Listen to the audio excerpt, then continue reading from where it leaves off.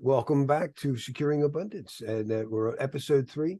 And it's Larry, I'm sorry, and Amber Bennett with me today. And I kind of prompted full disclosure on Amber what to ask me today. So in addition to our Securing Abundance newsletter, I thought it'd be nice if we could introduce what I do and particularly my customers, what they're primarily looking for. So thank you, Amber. Thank you for joining No me. worries. Hi, everyone. And again, Amber and I met through Peter Diamandis's Abundance Digital Community, and as an information security guy, we'll be talking about what I do there. But information security, and many times people always think of confidentiality. Amber, you were mentioned before we started that you were looking at how the military does like information security. And it's been in the news a lot recently how they have this thing where, the way we always think about it, you got top secret, and then secret, and then confidential, and then you have unclassified information. That's the way they decide to use computers. And the idea is that if you're an unclassified person, you shouldn't be able to read information up. So the first rule, if when you want to protect confidentiality, is to no read up. Don't. But it wasn't the only worry about it. And sometimes it's hard to get people to understand. What if somebody were to actually accidentally or on purpose say with top secret clearance, print to an unclassified printer and leak information? So the rules we protect in confidentiality is no read up and no write down. But what if somebody could write up? And so now we always say if you ask the wrong question, the answers don't matter. One of the beauties of modern computing and modern technology, blockchain, is that it provides integrity. It's not there to provide confidentiality. Confidentiality is useful when you're competing this guy against that guy. My sports team's in a friendly competition. Don't tell the other team what they're doing. But we're going to see what I do today is really help people collaborate. So collaboration is all about making sure that I know who my suppliers are, and that the goods weren't damaged in shipping. And I also am a cloud specialist, so my students all have to know about cloud, and cloud is making information available. So I'm an information security guy, but information security is so oftenly confused with confidentiality, when really the most important things today are probably integrity, availability. Laura, just before you jump on or move on to the next slide, I have a question. So it's about protecting the populace from information they don't really need to know, and protecting them from information that can affect their psychological well-being, their mental health, and their state. So where does confidentiality come into play then from an information security perspective on global issues like, nuclear war could be on the way, or, drumming up hype over just things they don't need to know about, It's like, where's the line of what should be confidential and what shouldn't be? Like, does the everyday Joe Blow need to know, about major military matters, for example? Exactly. No, I agree with you. And when we teach people information security, we always teach people, don't just think of high, medium, and low of whatever it is, whether it's confidentiality, integrity.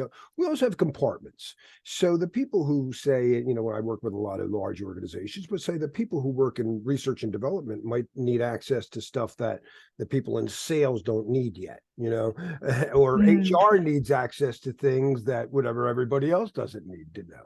Sure. No, those are very important. And so I always say when it comes to confidentiality, and I always, we both like Peter a lot, and here's where I have a discrepancy. He says privacy is dead. And I argue it's not. Does anybody need to watch you in the restroom? No. And it's not really probably what most people want to need to know anyway. If you leave the door open, some people will yell at you, dude, close the door. So it's like you don't want to know. I say private information is this stuff that's just for you. And you have the right to privacy. In fact, blockchain won't work. It doesn't work if I don't maintain my private key and ask 4 million or whatever lost Bitcoin owners, why that privacy is important.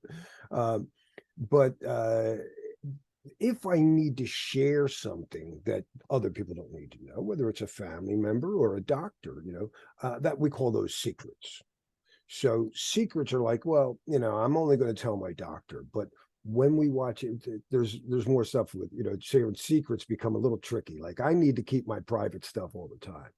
I only share my secret information with somebody for this time under these conditions or whatever, So that's a little tricky. And need to know is very tricky. And that's where we are in identity management, Amber. This is you asked a very important question, and we don't have a great solution right now. I'm looking for AI and Alexa to solve it for me. Don't worry, I got your back, Claire.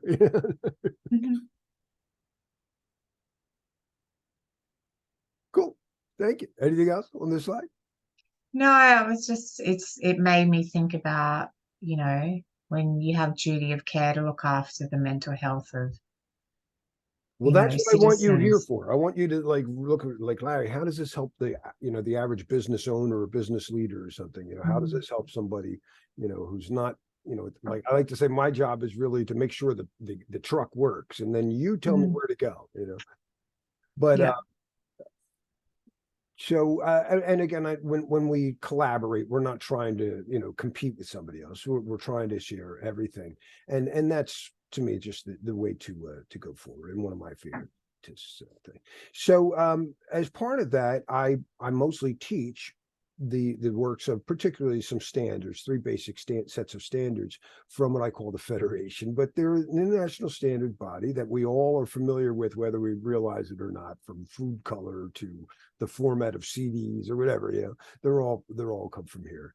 And currently 167 members from Afghanistan to Zimbabwe. And that's my primary goal is to work with them because, well, I've had some interest in a few different MTPs since I was a kid. I love music, martial arts, and I love space stuff. And I got into information security at a very early age from my martial arts instructor, who was the first guy I know to have a computer. That's Tom Updegrove. He's also an Abundance Digital member. He's a 10th degree black belt. And he's a fantastic hacker. Where I do security management from the Federation, Tom also teaches, and he's the very first American to pass the exam. This is an ISO federated standard, the Licensed Penetration Testing Master. So Tom, I like to say, I tell people, this is how the things that could go wrong with your ship, and this is how you make a strong ship so you can get your ship to the destination. And Tom's the guy who's like, says, let's make sure your ship really holds water, and make sure. But I loved him right from the beginning. I started with martial arts in the 60s when the TV show Kung Fu was out and Bruce Lee's movie came out and everything. And I hated the master guy. I always felt like, I don't know if this guy, I don't know. I just don't want to bow to anybody. I just don't feel comfortable. And when I met Tom, he said, oh, he's not into bowing. And he wasn't into masters. And his coach wasn't into him either. Joe Louis is the founder of American kickboxing. And he said, look, masters rule slaves. Joe would say, don't follow me. I hate followers. I make a lot of mistakes in life. And when I do, I need help. And you know who can help me?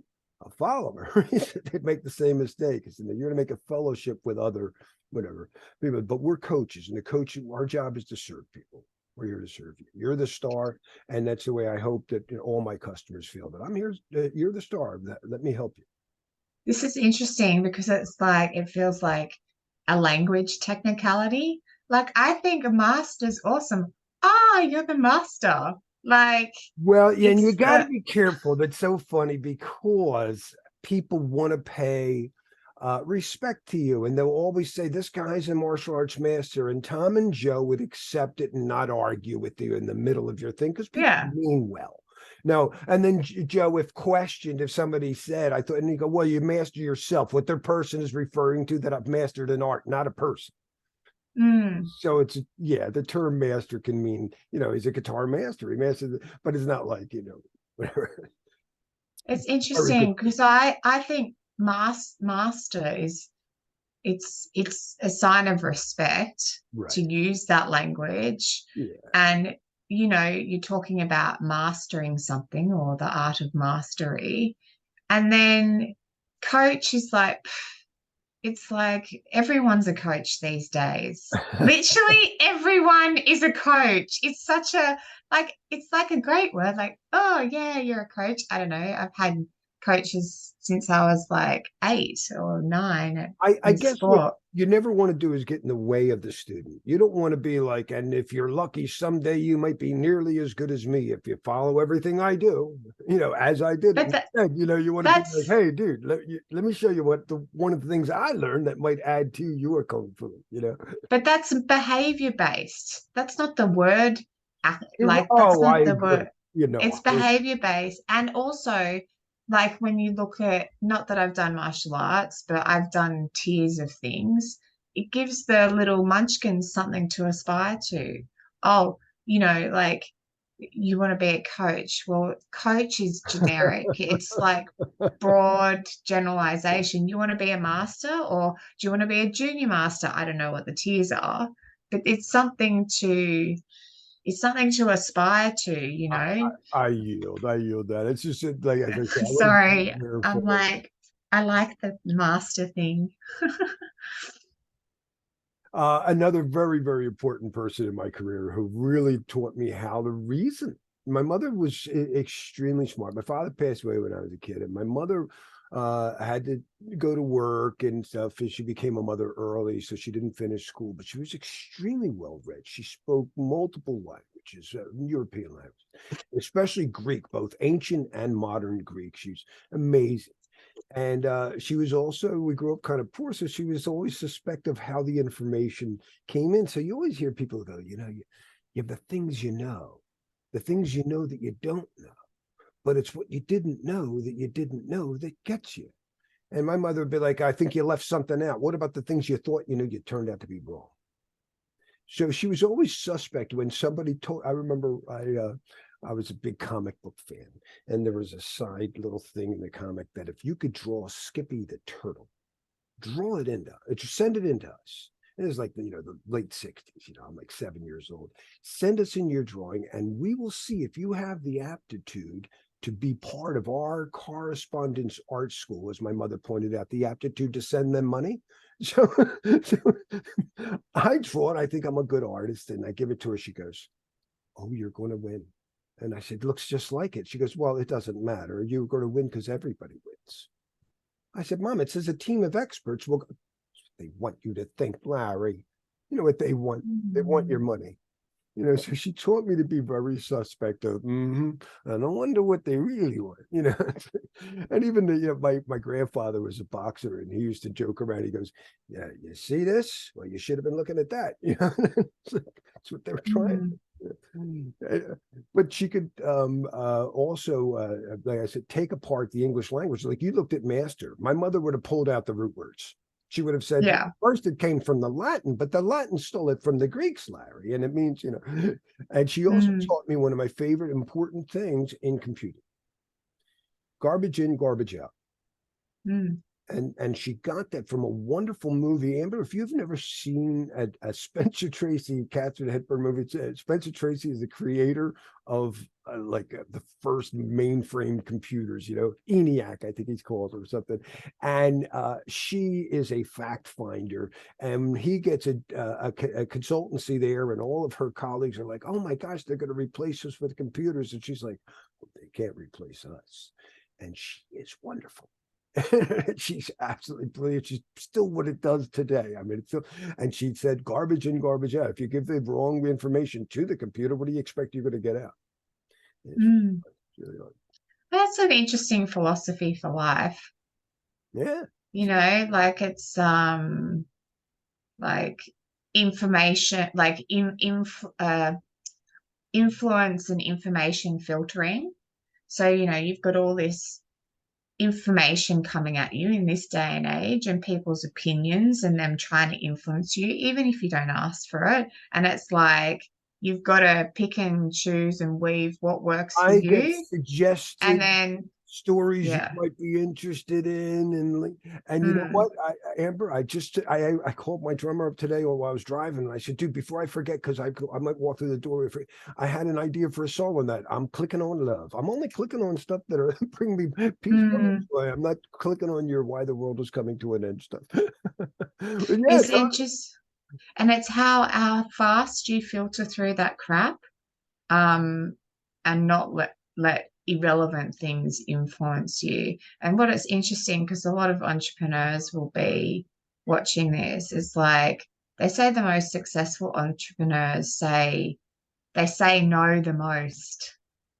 They say no the most. So, they might have all these offers or opportunities coming into them, but they're actually focused on whatever end state they're going after. So and that's what your mum inspired in me to well, to think about. saying no too. I forget who Peter's guest was, but it's like sometimes great leadership means turning down a great opportunity for an even Mm, better one. And mm, that's the hard part. Do I jump on this? Is there not? And I'm looking at property right now, and I'm running into that same thing. Is there good? You know, yeah, yeah, yeah. And also we, like in a future of you could know anything, know anywhere. What is it you want to know? mm, If AI can do all the programming for you, and it's just a matter of how do you express yourself? What is it you want? What is it you want in life? And you have to go back and search. Do I really want that? mm, So I've been computing for a while. My mother, God bless her, knew that I saw me actually playing at a some store where she's buying a vacuum cleaner or whatever, and I happened to be playing what they had a video game set up, and she bought me a video game in the early '70s, and I you know went crazy. She goes, maybe you should be into computers, And my martial arts coach Tom, he had a Commodore 64 and another friend, so I bought one, and I started dialing in, and we learned that you could dial in. This was a 300 bits per second modem, but you dial in, connect it to your TV, and the next thing you know, you're connected. We didn't have the internet yet. We had bulletin boards that we connected to. So I've been mm, doing this, and that's where I came up with my name, Max Quasar. And I started discovering stuff too that, one of my favorite things about computing in this world was like even in video games, hyperspace was something that I was like, okay, computer and simulated reality doesn't just take away. It's like so reduced reading there in black and color, a lot of times. So it wasn't like reality minus. It was also reality plus. You could do things in the cyber world you couldn't do, that are just weird. So it's like you can't have hyperspace, at least not yet.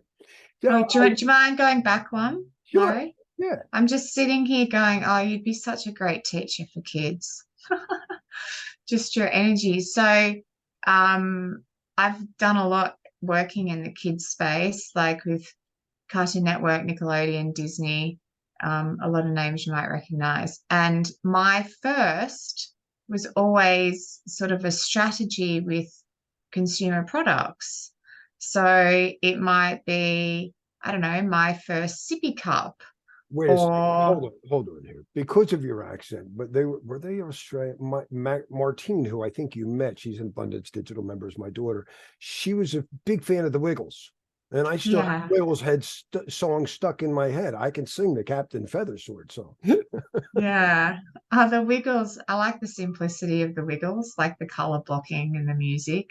But the My First is it's a big deal, the first time you get something as a little kid. And I was just looking at the phone there, and I remember getting my toy phone, the phone is in Toy Story, the talking, what are those dial-up phones? I can't Yeah. remember what they're called. So yeah, this is a dial that was actually called a princess phone. Oh, And was it?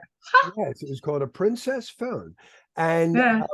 when I was a kid, I think these came out in '64, and I was Yeah. in the kindergarten in '66. And I remember getting a booklet. It's actually very important to me, Amber, and my security clearance. I got a booklet on how to use the phone, and they had pictures of it and stuff. And very important protocol. When you picked up the phone, you identified yourself. Hi, this is Larry. And you asked who's calling. You identified, who may I ask is calling? Then Yeah. You know how many times, actually, it was the number one way to steal a bank for like 12 years was Mm, because ATMs didn't know that. When you mm, use your ATM card with your memory card, you were basically saying, "Hi, this is me." But you didn't mm, say, "Who are you?" And mm, that's the value of the smart card. That's why they can't put a mm, skimmer on a smart card. Smart cards go, "Prove to me that you are you before I tell you anything," and that's how they work. Yeah. mm. My So when you belt, say no. smart, when you say smart card, do you mean the card you use in the ATM? Yeah, the ones with a chip. Yeah, Yeah, if it yeah, has a yeah, chip and yeah. it does what's called mutual authentication. You say, "Hi, this is me," but who are you? So because Mm, it's that man in the middle yeah, type of attack, and they happen anywhere. They can happen when you're at Starbucks and you think you're attached to the Starbucks access point, but that you yeah, just proved you were. You didn't know that they were. And that's the so man in the middle attacks happen because people don't prove both ends. As we learned yeah, in 1966, you should always do that. yeah. It was a lot simpler then, wasn't it? Maybe not as secure. Well, it's You a just, basic thing. It's a basic concept that people sometimes technology gets in the way. Like a lot of times my students take yeah, a test question and the answers seem they're really technical and none of them are the right answer. Three of the answers are really technical. And one of them is he lost his keys. And that's the answer. It's actually these are the things that mostly still bother us. A lot of yeah. It's interesting you say about the complexity in the tech, which ties back to our conversation, I think, a couple of episodes ago, which is about simplifying things. And I don't yet like to use the word dumbing it down, but it's like, how do you communicate this to a populations that have never engaged with technology before? Talking about the 3.5 billion yeah, coming well, online. but it's always got to be back to our role-based compartments, need to know. Don't train everybody too much. And that's another mistake people Mm, do where they try to overtrain people. It's like, dude, mm, there's a different a level of knowledge that the driver of the bus has versus the passenger of the bus. And mm. most of my people are passengers, or at least I like to say, the person who gave directions to the Uber driver. And you're most of Yeah. that guy. Most of my cut, the end customers, the Captain Kirk, they're the guy that says, "Take me here. Don't waste my time and money." Yeah. Yeah. It's interesting. And you're making me think of my first mobile. That is still happening in Africa, in India, you know, But like what's what great you're is talking about here. how the ecosystem skipped it though. Like they went totally Oh, yeah. past, so much. There's not going to Yeah. be But an infrastructure it's, they have to obey. There's yeah, I mean, they miss so many links in the chain, but it's still their first crack at it. So just again that duty of them coming into the fold, into the jungle, as I like to call it. It's like how to assimilate them. My first very poignant slide, this one, Larry. It's yeah, well, it's you're very much part of the origin of the tech side of things. This I would be think it's 1984. I got that computer. So I've been doing it ah since 1984. Yeah. And actually the movie War Games had come out and Matthew Broderick's character uses something like this, to dial in. And accidentally gets into a computer-based AI war, but almost destroys the world. But he didn't realize it. But anyway, so that really kind of got to me too. I was like, oh, that would be awesome. So I needed to be a dad, and I needed to make money. So being a musician wasn't paying, and martial artists don't necessarily get paid well. So I got a job as a IBM a PC repair guy in 1985, and that's me. And I had to take a test. And everything. Yeah, I was certified to work on your PCs, XDs, and ATs. And I started doing these things, advanced connectivity, just because I didn't have a diploma. It looked good if I passed these new industry certs. But then something started changing around 2001. There actually, I think I did this one first, but the computer security thing of how to actually break in and hack started coming out. In fact, actually, Foundstone, they're now CrowdStrike, one of my wife's favorite tools. They were originally Foundstone, and they created this ultimate hacking class. And I took it ever. It was pretty funny. And I wasn't really a hacker guy. I'm like a lot of these guys were really into it for years, military dudes. But on the last day, they had a lab where you had to hack through various types of technologies that I happen to have skills on, and just by coincidence from working in jobs. And the first guy out would win an autographed copy of their book, Hacking Exposed.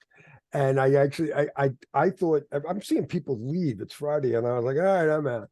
And the guy goes, oh, you're not out yet. You have to display payroll.txt. And I was like, read them and weep, my friend. And they're like, oh my gosh. And I was like, what? Am I the first guy out? Did I win the book? I did. That's kind of how I won my wife over. I showed her that. She goes, you must be kind of smart. And then they started this from the Federation, from the ISO. Actually, it's a separate organization, the EC Council, but it's an international company organization that started this program called the Certified Ethical Hacker. So this is actually where Tom went off and he's like the ultimate guy there. He's the top ranked person in the United States for the EC Council. And they're a federation started, and they do ethical, like I said, let me see if your ship is really ship shape. And he can provide reports. He helps people, very simple. Sometimes people say, we want to have an ethical hack, or it's called a penetration test done. And Tom says, well, there's a lot of ways to look at that. Do you want me to try to break in through the back door physically? No.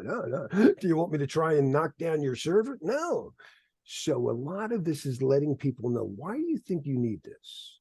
Well, to handle credit cards, I have to be PCI compliant. And they told me that to be PCI compliant, I need to have a certified third party provide a report of a penetration. I said, well, no, then all you actually need is this. This is only going to take me about 2 hours or whatever. And it's a lot easier, and don't worry about it. If all you got to do is pass PCI, we know how to do that. So, can I ask you, so what do you think what are their biggest concerns about cyber security at the moment? I guess there's organization based, and then there's personally. But what do you think people think their biggest problems are with personal and then organization with cybersecurity? With personal, it's hard to say. It's very subjective, but if I would guess that it's personal information, that it's, why do people need to know what I'm doing? Are they watching me in the bathroom, so to speak, in the restaurant? And I think a lot of people, and especially as virtual reality becomes more real. So, if you look at an Oculus Quest, it's got, I think, 4 cameras and 2 microphones on at all times. Now, you could turn it off, but the 12-year-old kids, the people who mostly own this, know that if they do that, then when they turn it on, it might be like 15 minutes of doing patches and updates. So it's best to just keep it on, sending video and voice to Facebook at all times. And it's crazy. And that has to end. That has to end. But there's also a part of people just like, the worst thing about any asset to me that would happen is if I can't use it anymore. So if these ransomware attacks is where people click on something, the next thing you know, sorry, we have your hard drive, it's encrypted, and now if you want to get it back, you got to give us money. So ransomware is probably the biggest concern, at least of organizations, I think. But then they also, their reputation could be shot for leaking information. You think organizations are worried about shutdown scenarios where they wouldn't be able to operate?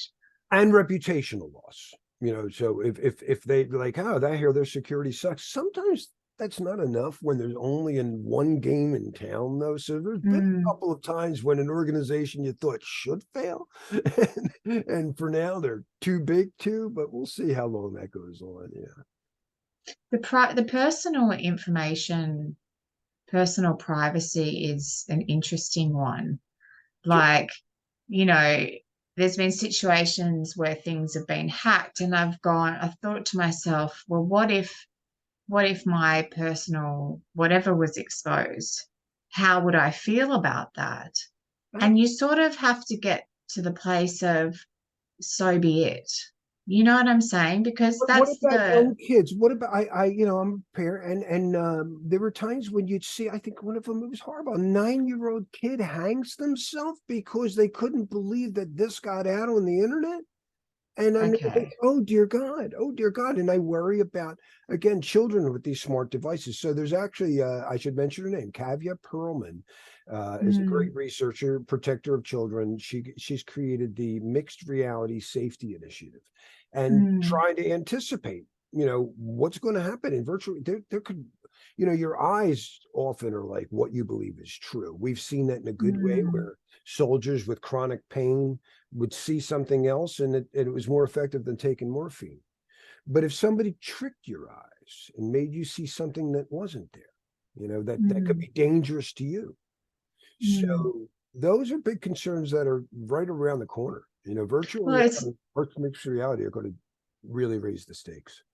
just back to the point on the kids is what I guess I guess there's an interesting piece there, like a cultural societal issue, like why whatever that matter is that was exposed for the kid that would then push that kid to actually do something to themselves. Do you know what I'm saying? So Embarrassment. They feel that th- something got out that they never would have told anybody. exactly. So is that more of the problem than, oh, someone finding out I'm intellectually disabled or whatever it is? Do you know what I mean? It's like I it's still that. think that everybody has the right to privacy, and whether Mm, somebody wants to reveal that information, they will do it at their own good time, unless somebody's committing a crime, and especially when you see like mm, hypocritical people punish somebody, and you're like, "You're the worst one." Oh, I didn't think you mm, knew. That's different. But if somebody's doing something that for whatever reason, like right now, I'm just not ready to talk about this. Please, I mm, hope it's not bothering anybody that I keep this to myself. They should be respected for that. I think that's a mm, very important part of information. One of the things that's very important to me, it's kind of weird as we move into this cyber world, is uh, looking at like nuclear arms and stuff. It's only the countries that can get a hold of the materials that can build it. That's why nuclear perversion can be controlled. To be a cyber warrior, all you got to be able to do is download the tools, and it's free, and anybody can do it. And it really levels the field. And let's not forget those nuclear bombs are controlled cyber anyway. So, really, we're moving to a world where just about anybody can beat up anybody. mm, But don't do that. Why don't we just collaborate? Why would you want to beat somebody up? So it's about, everybody wants to be respected, and you got to respect other people. And I think we're moving to that. As we move into a world of abundance and we don't have to compete, and it's not scarcity, it's not limited resources.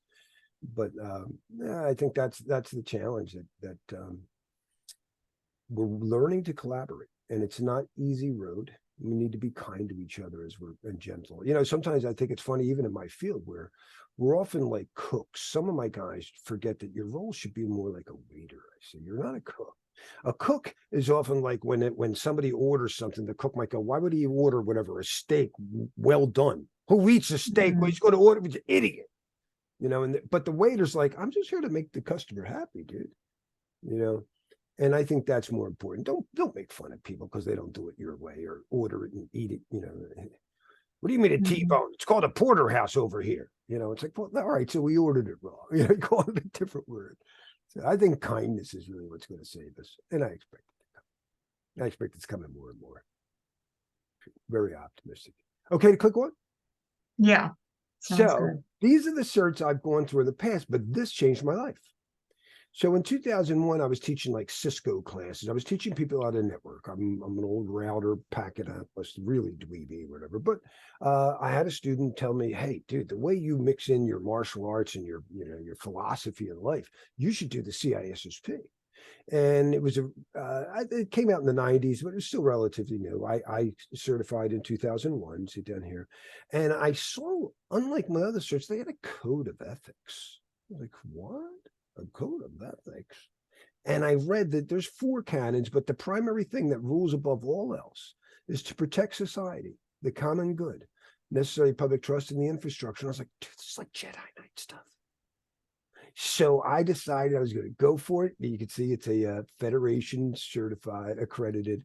Sir, it's an ISO. That's the Federation, and I say ANSI, by the way, is like the U.S. representation to the ISO. So I think I don't know if I showed you in Australia you have SA. The Brits are like, and I think I think the Brits is like Earth, and we're like Rigel 5 if you know anything about Star Trek. But it's an ISO certification, and it's what I've been doing for 20 plus years and training others how to do this. And basically what a CISSP is not the guy he's not the cook. He's not the, he's the guy that works with the customer, and the customer is the captain of the ship. So we're really supposed to be high up and helping people navigate in the cyber world. If we would be like a shipping expert, if we were taking wooden ships, we happen to be taking cyber ships. So we're cyber experts. But we didn't ever tell you where to go. That's not our job. The captain chooses where to go. And all I could do is say, well, I wouldn't go that way, sir. But I went. There's an interesting point. If you just want to go back to the previous slide, is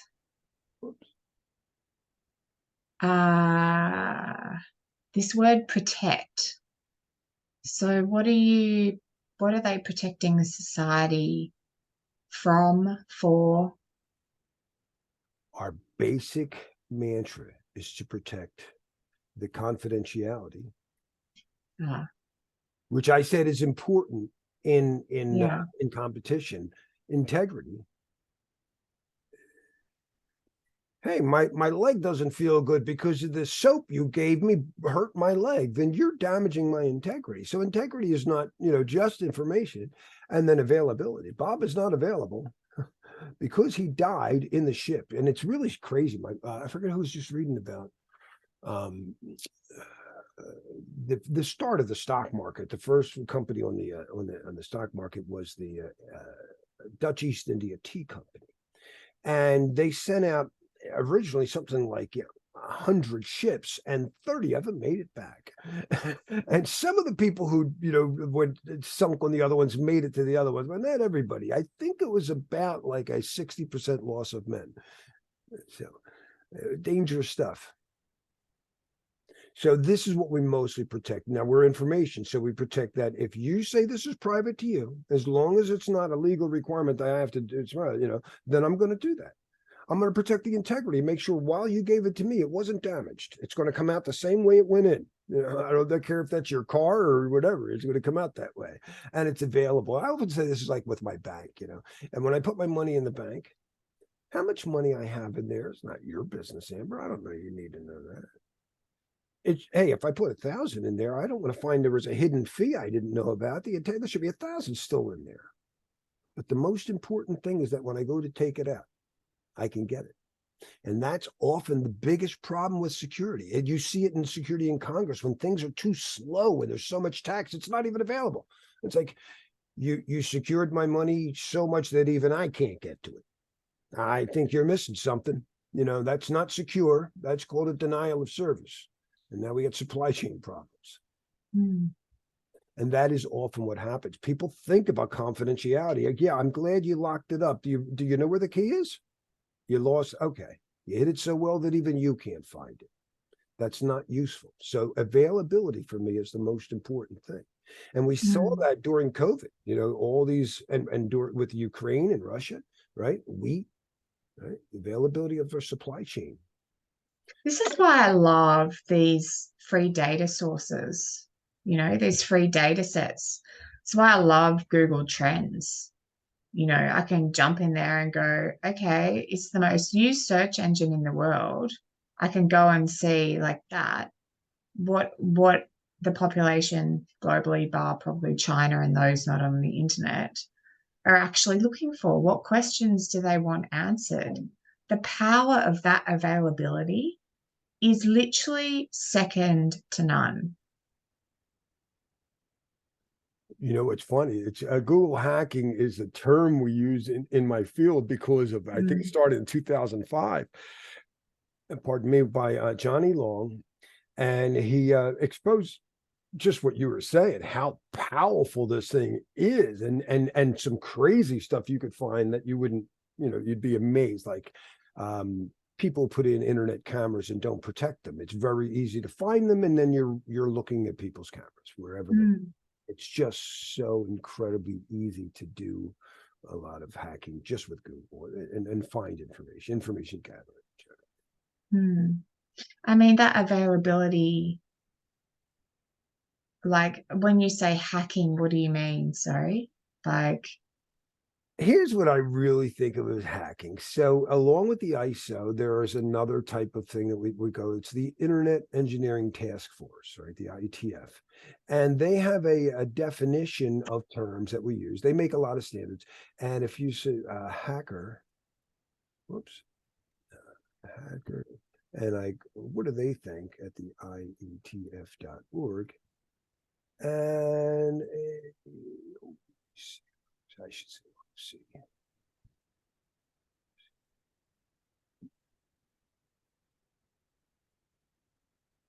And I love this definition. So according to the Internet Engineering Task Force, a hacker, and I could have done a search I love the old school font. Oh yeah, just pure text. Yeah. That's so funny. I'm on Larry. Right, but we have to refer to these, nerds like me. Well, according to RSC 2828, it says right here, that's what it is. So it's a good thing to see. There it is. A hacker. I like this. Someone who figures things out and makes something cool happen. So yeah, I'm not sure.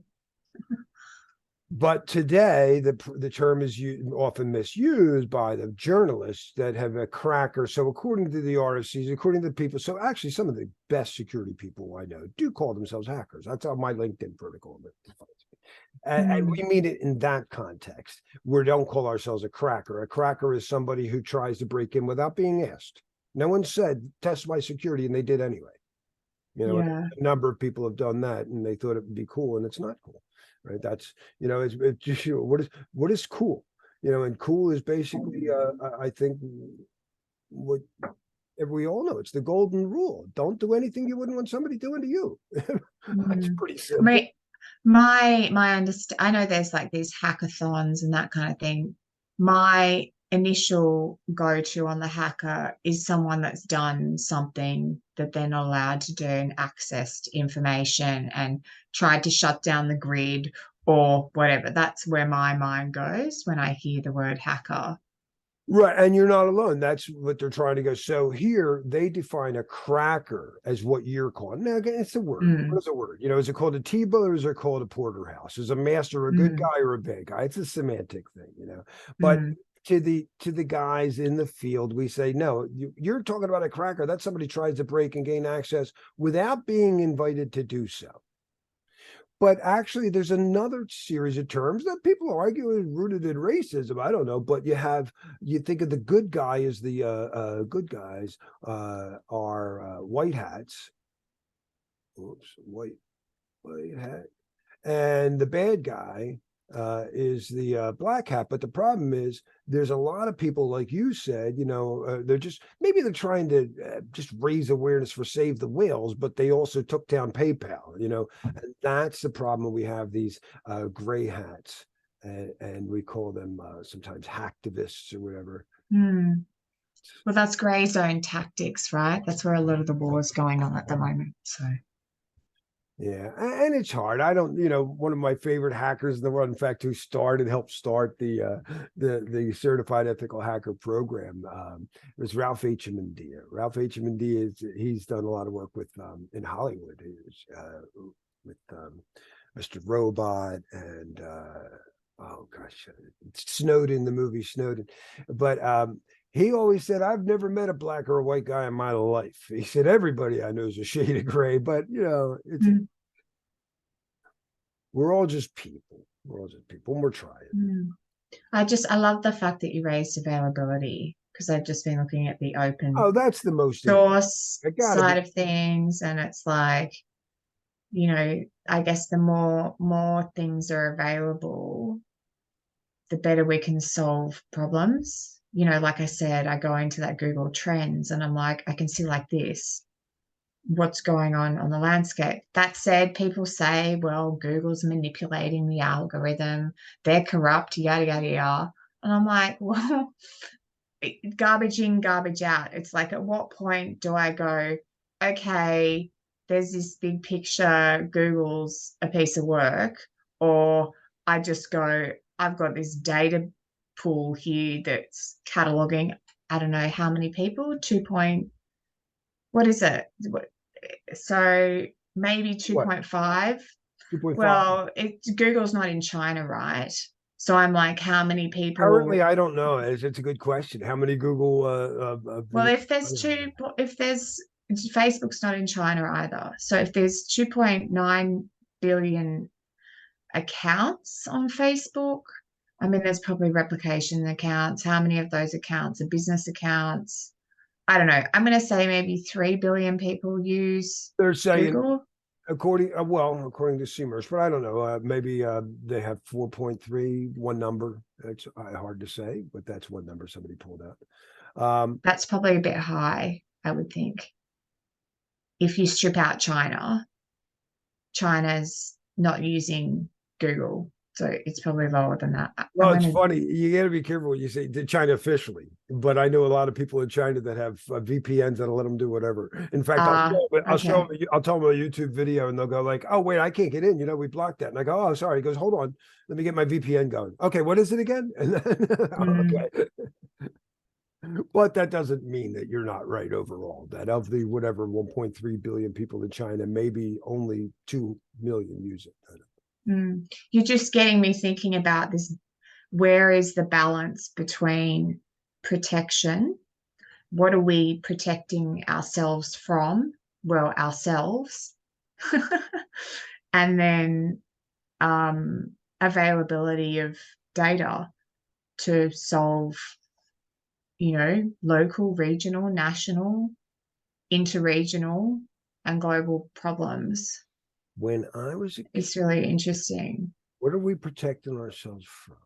And Mm, there was a song by the Birds that I loved as a little kid.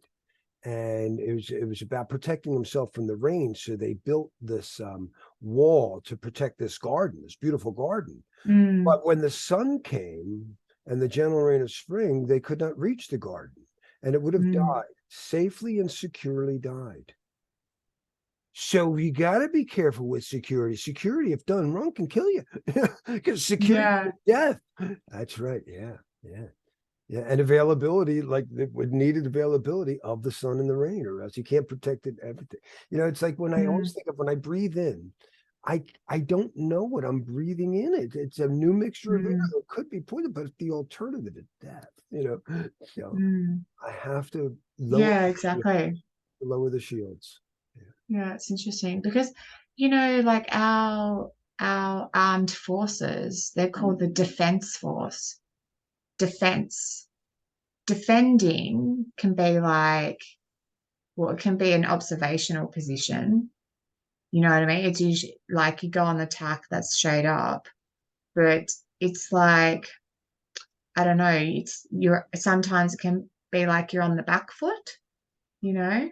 I just like that use of the word protect because when I look at the military, I associate the military more to a protection mechanism of like, the police or the fire services is the protection force, and are people operating in cybersecurity and like AI security and quantum security? Are you guys like a I'll tell you protection what, force? what would be You know? kind of cool. Maybe I should show you.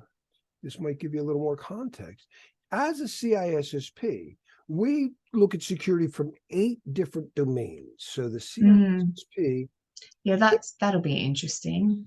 yeah, so the 8 domains, first it starts with security overall. I just explain what is security. What does it mean to you? It means basically to So can you make this bigger for me and the people watching?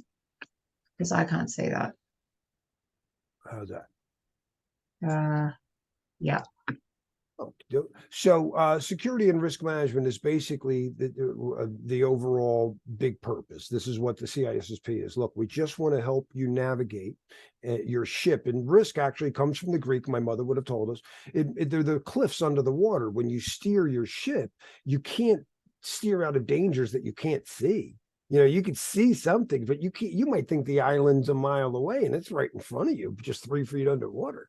And they're steering at night, maybe by candlelight, 1,000 years ago. So risk management is really that overall process of how do you deal with it? Well, I hit it before, learn from history. Let's log that event. So that's the overall purpose. Now, asset security is identifying what is it you're trying to protect. And assets, most of all, are human. So my students have to take an exam, and I say, look, if there's a choice between saving the email server or Bob, I hope you know to choose Bob, right? For at least for the exam. So we save humans among everything else, and then we look at how humans share information, and just making sure Bob and Alice. It's always Bob and Alice in our class, trying to share information. So assets are identifying the things we value, and they're mostly like your trademarks, your patents, your intellectual property is what we mostly deal with. So we basically have copyrights and service marks and things like that. And then security architectures and engineering, I talk about how computers work. How do we start getting, from a phone to anything else? How do these things basically work? And I always say it's like a hotel. The hotel is the hardware. If Hilton takes over versus Holiday Inn, that's like a different operating system. And then as people check in, those are the applications. So I just kind of show how that works and then how they can share with technology. But the hardest part, what I've been really pour a lot of my thing is in identity and access management. This is really hard today. This is a world's global challenge right now. How do we know who's who and maintain, like you said, here's a challenge, Amber. We have license plates for cars and we have licenses for drivers. Right. When we have the same thing on the server, this is the license plate for the server. This is like the car. This is the certificate for this car. Whenever you see this certificate, and that's okay. Seeing the license plate. We don't see people with licenses for drivers, and it's kind of privacy in a lot of ways. Because if we did, does everybody get to see it? That's not how my driver's license works. I only give that to a policeman. And even then, after he's, something went wrong, So that's a challenge. We're trying to solve this. We also have people in countries that don't have IDs. Oh. All right. So, let me close that. Sorry. And security assessment, this is what Tom does. We test the ship out, make sure it's really ready and waterproof, ready to go out there before you go out and store your business on the internet. Let's make sure your site's not going to be hacked. And then what should you do day to day? How do you maintain your car? How to maintain your system? What are you change your oil, you got to patch stuff, stuff like that. And then we go over how the software development happened. And today it's all collaborative environment. People are all just, I got an idea for an app. I'm going to put it on whatever AWS, and we got to see how these things roll out. And sometimes things. So this certificate of training mm-hmm. has enabled you, along with all of your experience, to offer a 360 solution on security. Is that right? Yeah, that's the goal. So as I said, I'm here to advise. We always say security is an advisory role. We do not make any decisions. I can just tell you this is what I would do, but Captain, it's up to you to decide whether you want, steak or lobster. I'm just telling you that steak and the lobster look safe. But it is, again, it's an old steering thing. Cyber just means to steer and risk. So that, and sometimes, you might know the cliff was here, but did you know that, when the moon is full, that you're less likely to hit the rock? Imagine that data being, and every shipping community knew it, but they didn't know why until when? Recently, last couple 100 years, but everybody knew. And I don't know, it's a moon god, whatever the case is. But those are predictable. The weather is not till this day. So the news is really to keep, because I knew the rock was there. The wind blew me into it. Nobody told me there was going to be a gust of wind. So it's really hard. Risk management is day to day, paying attention. There's no right answer. It depends. What's the weather today? That's the right answer. A lot of this started too, the terms that we use, the entire CISSP Federation, the ISO, started because of the drug trade. Because of collaboration, because of ships, because of wide area networking, because the Portuguese invented this sail that didn't need the wind at its back in the 1400s. All of a sudden, we could go all around the world and start uploading and downloading stuff from various sites. And one of the things they brought to this woman, Catherine Braganza of Portugal, who married King Charles of England, she noticed that if she took sugar that she was getting from the Americas and mixed it with tea that they got from China, it tasted delicious to her, and it went over Europe like crazy. It just spread. They said within weeks, every royal woman wanted tea and sugar. So Lloyd's coffee, it's the first time Europeans really got caffeine. They were getting coffee from Turkey. And so these guys would get together, that used to drink up until the shipping community.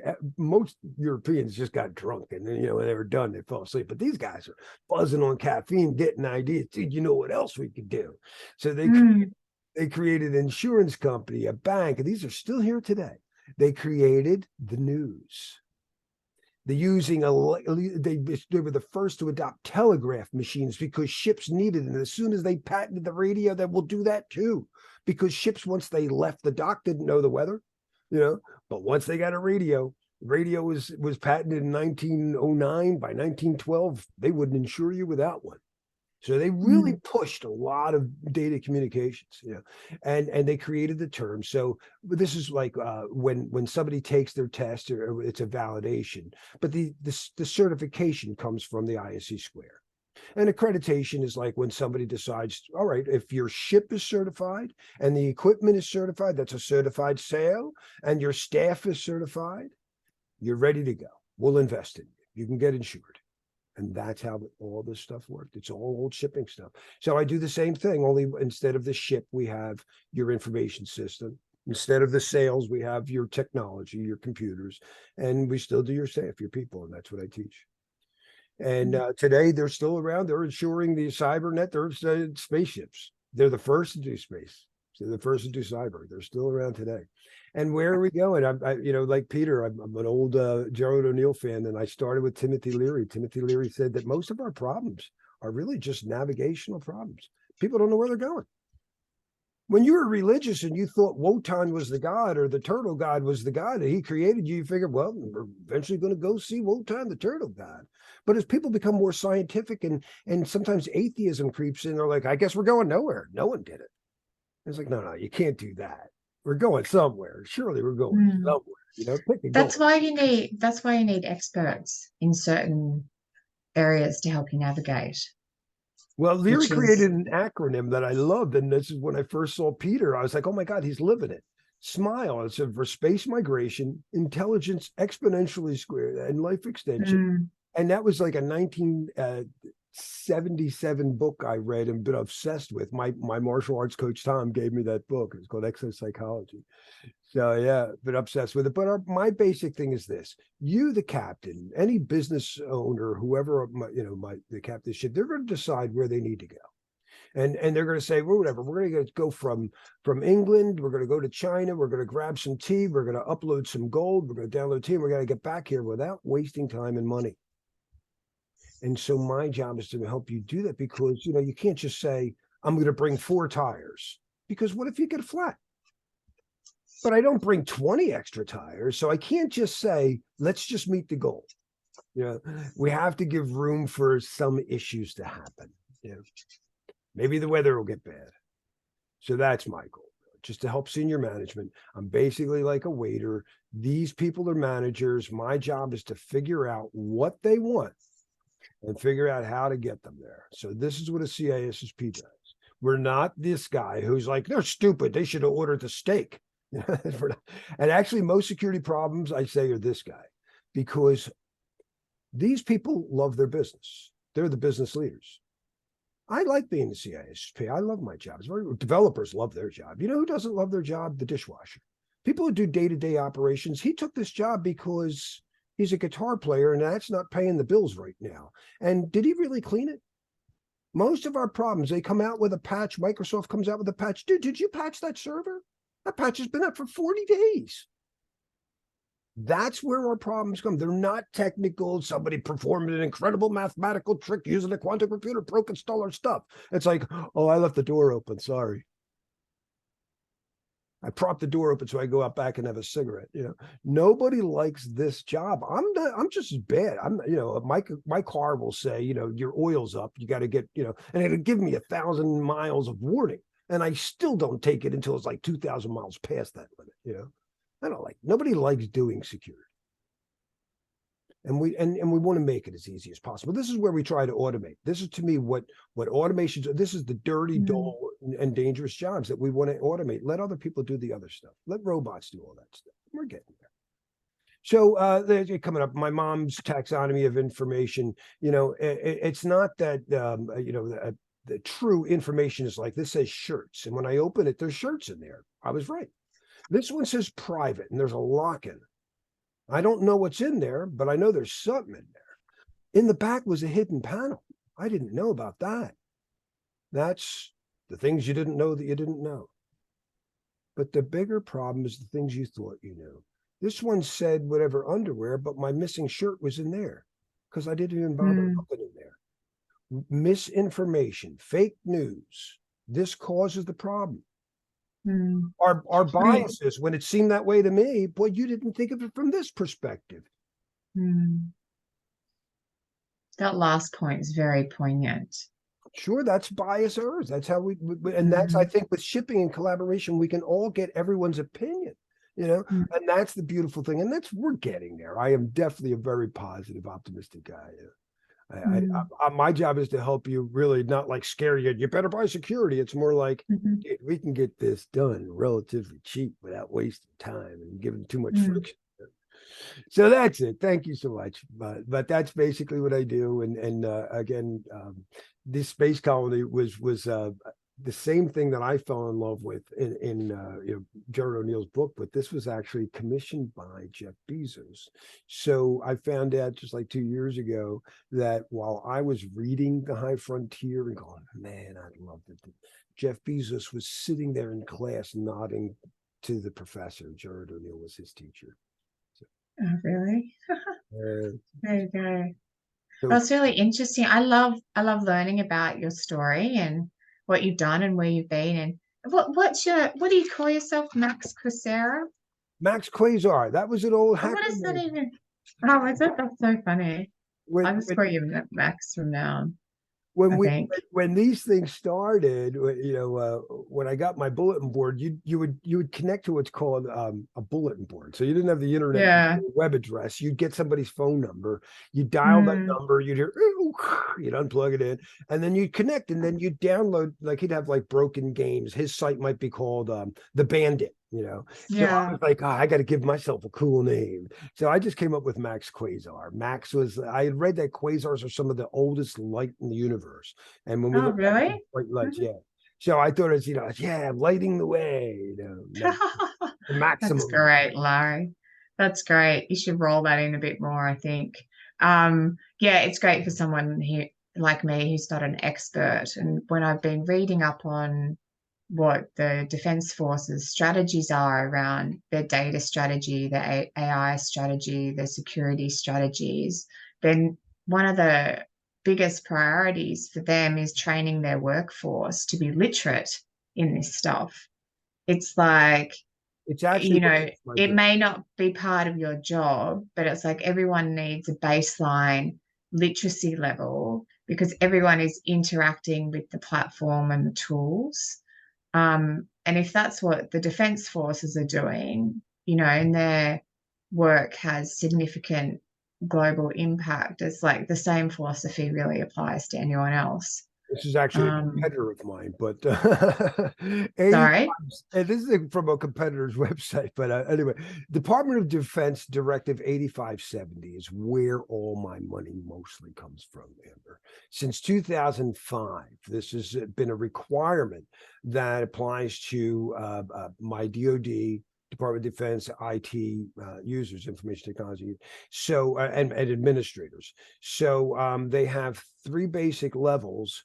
and then they could be a technical track, or they could be a management track. And so Mm. these are required certs that will get it as long as you have one of these. And if you look at the level 3, the highest level certs, the CISSP is in both of them. So that's actually why my certification is considered so high in demand. It's number one because it meets the highest level of requirements in either track for the primary Department of Defense users here. So, but it's been an initiative to get them trained and up to date, and it's a very big challenge. It's a very big challenge. And one of the challenges is that, of course, when people get certified, are they making what they can make in the private sector? But that's, I mean, we have the contracting force. I'm more worried about Congress and Senate passing and moving things fast enough than I am about people being certified and having the skills. But I guess there's those, you're talking to those who actually work in the space, or their business is like provides a service aligned to security, or they have a role in that function. And then there's those that don't do that. And I think, that's where the literacy piece is paramount, is how can you guys in the services you provide, not dumb it down as much as you can, but like make things simple so the experts can expedite their literacy levels. And I just think it's interesting, particularly like if you look at training kids in this space as well, if what's the level of expertise that they should have. actually a great guy out of Spain. But he had let's see,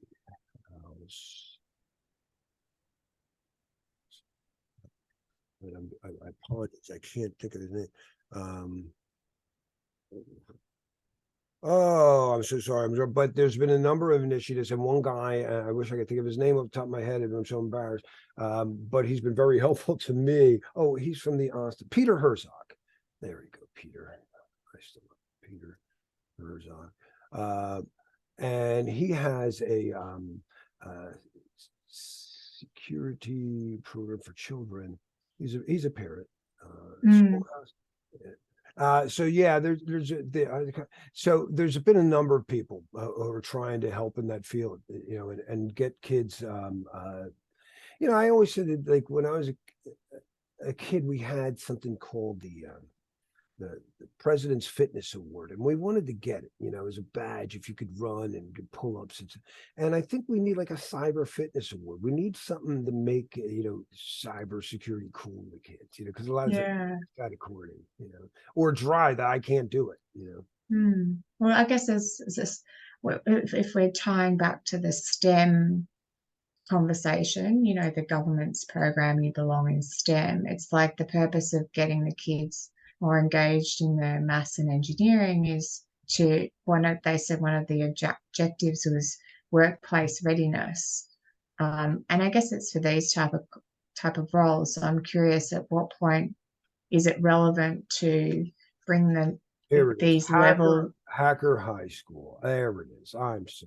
There we go. So this is Peter Herzog's thing for 12 to 20 years old. And there's also another one. Is it Black Hat or DEF CON for kids? So they're already doing it. Children. Yeah. There are a number of it. Yeah.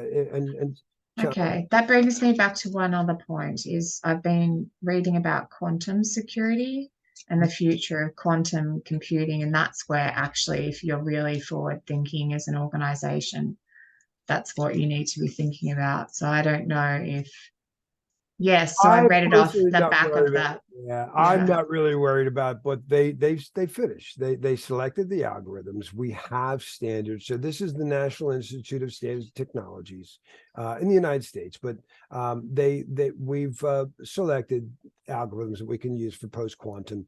So when we use blockchain technologies, you're using a signing out. It's not for confidentiality.